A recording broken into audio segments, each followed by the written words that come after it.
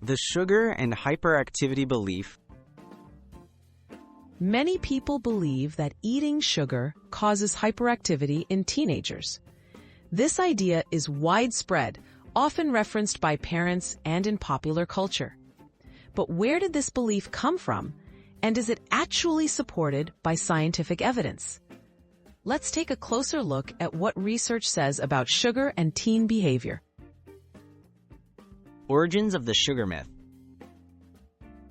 The link between sugar and hyperactivity first gained traction in the 1970s. Early reports and anecdotal accounts suggested that sugar could make children more energetic, especially children with ADHD. Over time, this theory took hold, leading to common advice to limit sugar to avoid sugar highs. What science says about sugar and hyperactivity. Multiple well-controlled studies have failed to show a direct link between sugar intake and hyperactivity. Research involving both children and teenagers typically finds no difference in behavior or attention after consuming sugar compared to a placebo.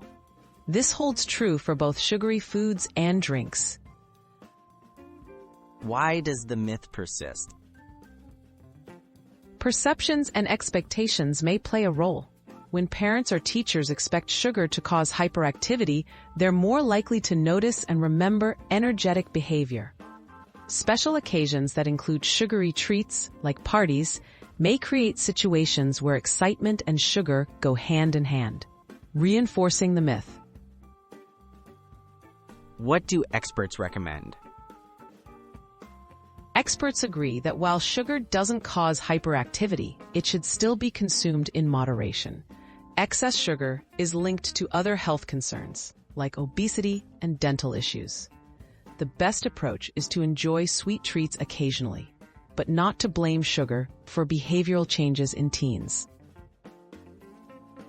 Conclusion.